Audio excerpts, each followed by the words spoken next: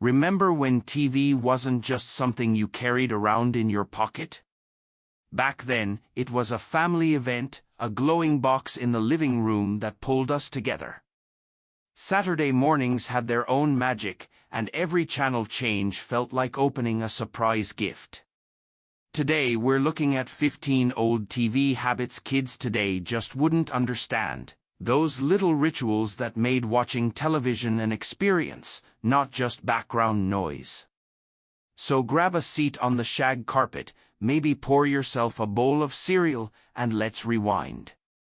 1. Saturday morning cartoons. For kids of the 70s, 80s, and 90s, Saturday morning wasn't just another day, it was the highlight of the week. You'd wake up early, long before your parents, and park yourself in front of the TV with sugary cereal in hand. Shows like Scooby-Doo, Looney Tunes, and Teenage Mutant Ninja Turtles were waiting for you. There was something magical about knowing cartoons were only on at this one special time. Today, kids have endless streaming, but they'll never know the thrill of Saturday morning being your time. 2. Rabbit ear antennas. Before cable and digital boxes, television sets came with rabbit ears, two metal antennas you had to twist, bend, and adjust just right. Sometimes you'd wrap them in aluminum foil, hoping to sharpen the picture. If you were lucky, you'd get 3 or 4 channels clear enough to watch. It wasn't perfect, but fiddling with those antennas made every clear image feel like a little victory. 3. Adjusting the vertical hold. Every so often, the picture would start to roll, endlessly scrolling upward or downward. That's when you'd get up and adjust the vertical hold knob on the TV. It felt like taming a wild horse, slowly bringing the picture back into place. It sounds frustrating today, but back then, it was part of the dance of watching TV. You didn't just press a button, you worked with the machine. 4. The National Anthem Sign-Off. Before 24-hour programming, TV stations actually went to sleep. Usually, they'd end the night with the national anthem, followed by a test pattern. Families knew that was the signal, it was time for bed. Waking up too early meant catching that same rainbow-colored test screen, buzzing with static. It's a quiet piece of history that showed TV wasn't always on. 5. Spinning the dial. Channel surfing once meant standing up, walking over to the TV, and turning a heavy dial. With only a handful of stations, each click felt dramatic, almost like cracking a safe. Sometimes the dial would slip and you'd go past your channel, forcing you to start over. It was slower, yes, but it gave every choice a little more weight than just tapping a remote. 6. Waiting for reruns. If you missed a show, that was it, you had to wait months for a rerun. Kids would plan their evenings around when their favorite program aired.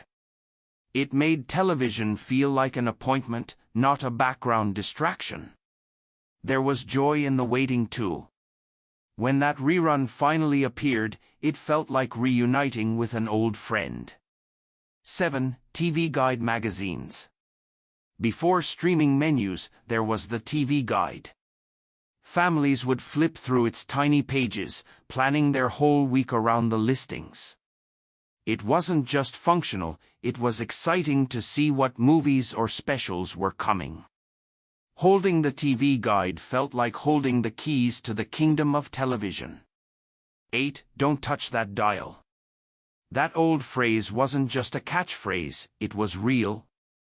Commercials often begged viewers not to change the channel while they ran. And with so few channels, advertisers knew if you turned that dial, you might not come back.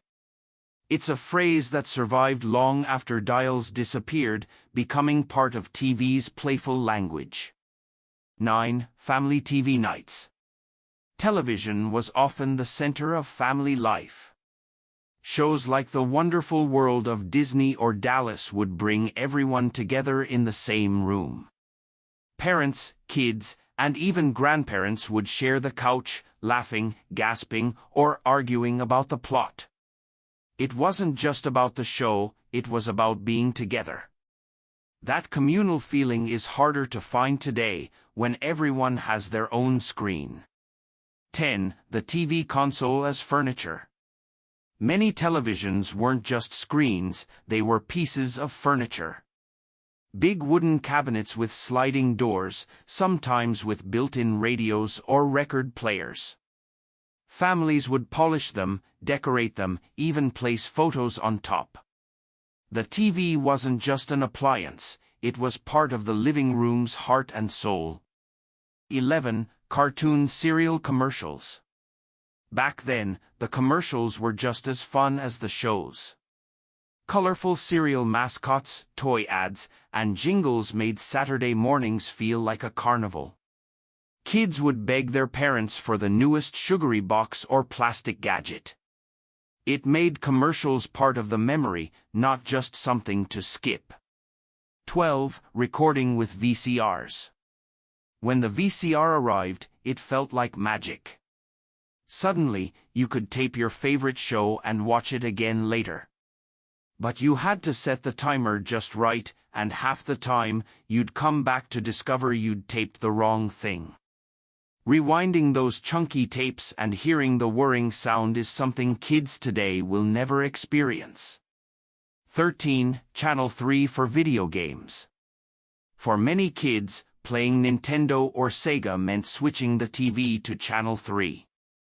That little ritual, flipping the channel and hearing the game buzz to life, was a thrill every time. It was a small step, but it felt like opening the door to another world. 14. The big movie of the week. Networks used to air blockbuster movies as special events. Families would circle the date in the TV guide and make popcorn. Sometimes it was the only way to see a movie again outside of theaters. That one-night-only feeling gave television a magic that streaming libraries just can't copy. 15. Waiting for the weather. Before apps and scroll bars, you had to actually sit through the evening news to see tomorrow's forecast. If you missed it, you waited until the next broadcast. Kids today might groan at that, but it meant weather reports carried a sense of importance. It wasn't just background, it was part of the daily rhythm of life. Television wasn't always about convenience, it was about ritual. From rabbit ears to Saturday mornings, these habits turned watching TV into something special, something you remember decades later. Kids today may never fiddle with antennas or rush to the TV for cartoons, but for us, those moments were golden. If this trip down memory lane brought a smile to your face, don't forget to like, comment, and subscribe. And tell us in the comments, what's your favorite old TV memory?